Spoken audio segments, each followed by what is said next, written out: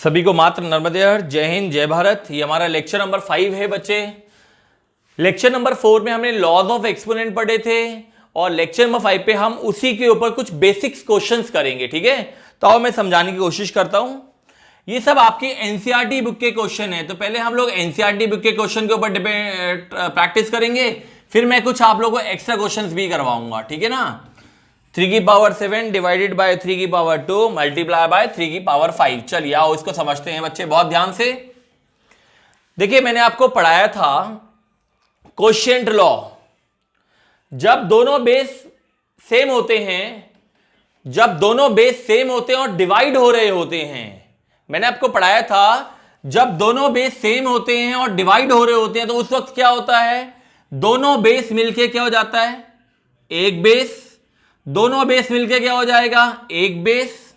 और पावर से power subtract हो जाएगी भाई, पावर से पावर सब्ट्रैक्ट हो जाएगी। किसको ये रिजल्ट समझ में आ गया, किसको आया ये समझ में।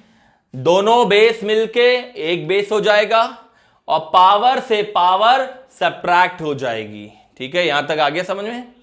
चलिए अब जल्दी से मुझे बताइए 7 - 2 क्या होता है। इतना तो आप जल्दी से बता देंगे। 7 - 2 5 होता है, इसलिए मैं यहां 5 लिखूंगा। समझ में आया 5 कैसे आया, तो 3 की पावर 5। चलिए अब देखिए, अब इसको देखो और इसको देखो, ये भी दोनों बेस हैं लेकिन मल्टीप्लाई हो रहे हैं। दोनों बेस हैं same, both the base are same and they are multiplying. when both the base are same and they are multiplying, then what happened, the two base will become single base, the two base will become single base and power will be added। 5 + 5 10 होता है भाई, तो इसका answer आ जाएगा 3 की power 10। तो आया समझ में। हमने एक बार कोशिएंट लॉ का यूज किया, फिर नेक्स्ट टाइम पे हमने यहां पे प्रोडक्ट लॉ का यूज किया, ठीक है ना। कोशिएंट लॉ एक बार फिर से लिख दे रहा हूं, x की power m divided by x की power n will give you x की पावर m - n, और x की power m multiply by x की power n is always equal to x की पावर m + n, ठीक है। तो ये दोनों लॉस को बहुत अच्छे से समझना है आपको। जब दोनों बेस सेम होते हैं और डिवाइड हो रहे होते हैं तो दोनों बेस मिलके एक बेस हो जाता है और पावर पावर सब्ट्रैक्ट। जब दोनों बेस सेम होते हैं और मल्टीप्लाई हो रहा होता है तो दोनों बेस मिलके एक बेस हो जाता है और पावर पावर ऐड, ठीक है। इसी का रिजल्ट का यूज करके हमने एक क्वेश्चन को सॉल्व किया, तो हमारा आंसर आया 3 की पावर 10, ठीक। चलिए कुछ और क्वेश्चंस भी करेंगे, तब ज्यादा अच्छे से समझ में आएगा आपको ये लॉज ऑफ एक्सपोनेंट का कॉन्सेप्ट। देखिए अब नेक्स्ट क्वेश्चन क्या है, 6 की पावर 2 मल्टीप्लाई बाय 6 की power 4 bracket close divided by 6 की पावर 6। चलिए देखो समझो, अब यहां पे दोनों बेस सेम है और मल्टीप्लाई हो रहे हैं, दोनों बेस सेम है और मल्टीप्लाई हो रहे हैं, तो क्या होगा, दोनों बेस मिलके एक बेस हो जाएगा और पावर से पावर ऐड हो जाएगी भाई, पावर से पावर ऐड हो जाएगी। बाकी सब कुछ मैंने वैसा का वैसे ही लिख दिया, ठीक। चलिए 2 + 4 क्या होता है भाई, ये तो बहुत बेसिक बात है। 2 + 4 6 होता है, ठीक। अब समझना भाई, अब इस लॉजिक को भी समझना। दोनों बेस सेम है, दोनों बेस सेम है और डिवाइड हो रहे हैं, तो दोनों बेस मिलके एक बेस हो जाएगा और पावर से पावर, ये पावर और ये पावर सब्ट्रैक्ट हो जाएगी,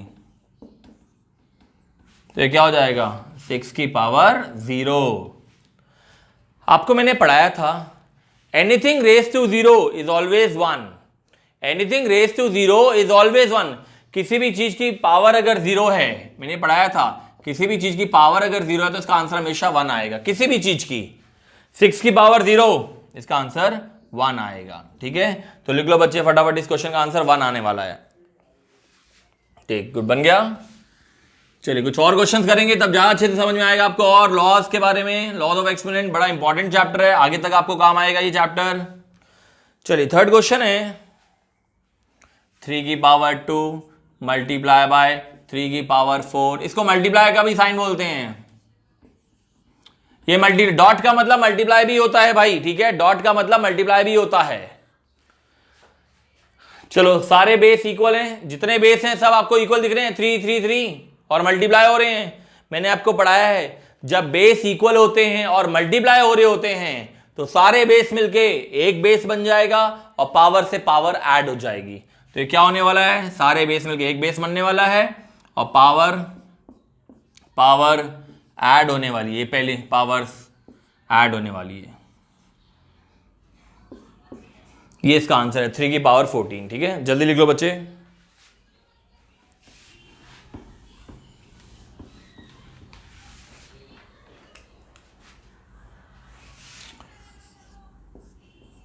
ये छोटे छोटे क्वेश्चंस करा रहे हैं ताकि आपके लॉस बहुत अच्छे से क्लियर हो जाएं। दोनों बेस मिलके एक बेस हो जाएगा और क्योंकि डिवाइड हो रहा है इसलिए पावर से पावर सब्ट्रैक्ट हो जाएगी। तो ये क्या बन जाएगा, समझ में आ गया होगा मेरे ख्याल से, कोई बहुत ज्यादा दिक्कत नहीं आने वाली आप लोगों को। ये सब एनसीईआरटी के क्वेश्चंस हैं, ये सब एनसीईआरटी के क्वेश्चंस हैं भाई। ठीक है, इसलिए करवा रहे हैं।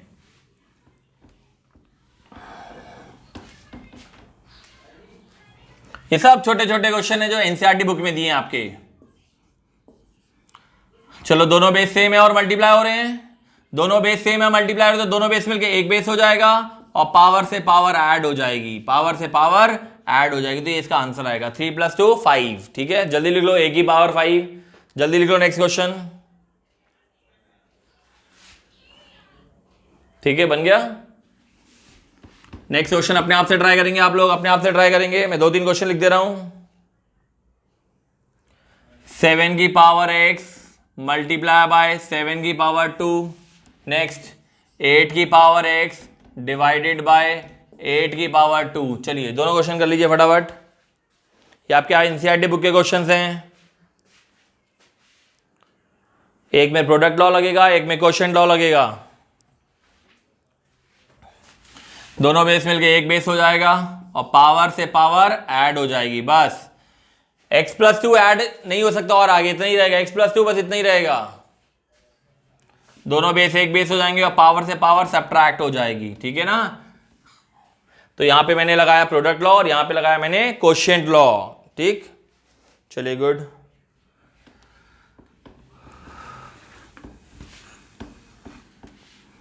चलो अब थोड़ा पावर लॉ के ऊपर भी ध्यान दे लेते हैं। 3 की पावर 4 फिर पावर 10 है। हमने आपको पढ़ाया था पावर लॉ में, जब ये बेस के साथ पावर होती है और फिर से पावर आ जाती है तो उस कंडीशन में पावर से पावर मल्टीप्लाई हो जाता है, पावर से पावर मल्टीप्लाई हो जाता है, पावर पावर मल्टीप्लाई हो जाती है। तो यहां पे ये 4 पावर है, 10 भी पावर है, 4 भी पावर है, 10 भी पावर है। तो क्या बन जाएगा भाई, 4 10। तो ये बन जाएगा 3 की पावर 40।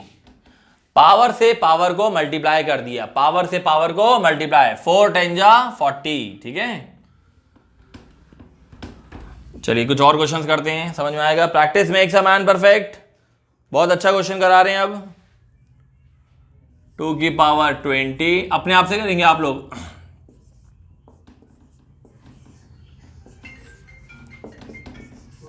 चलिए ट्राई करिए।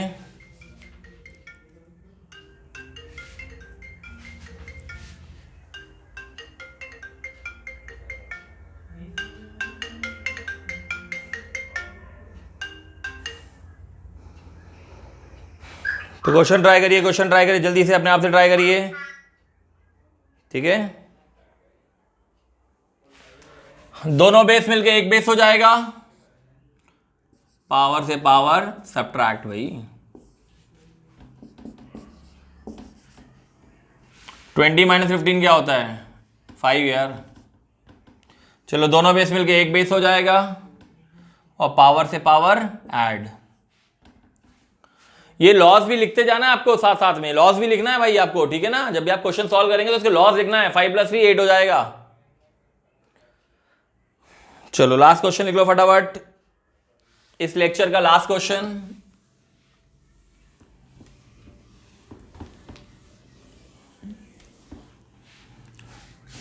अपने आप से सब बच्चे ट्राई करेंगे। 5 की power 2 power 3 divided by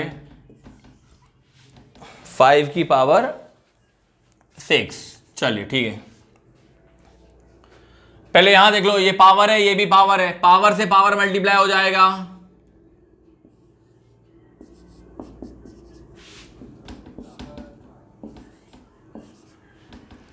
two three जा 6 कर दो ना यहीं पे, 2 3 जा 6।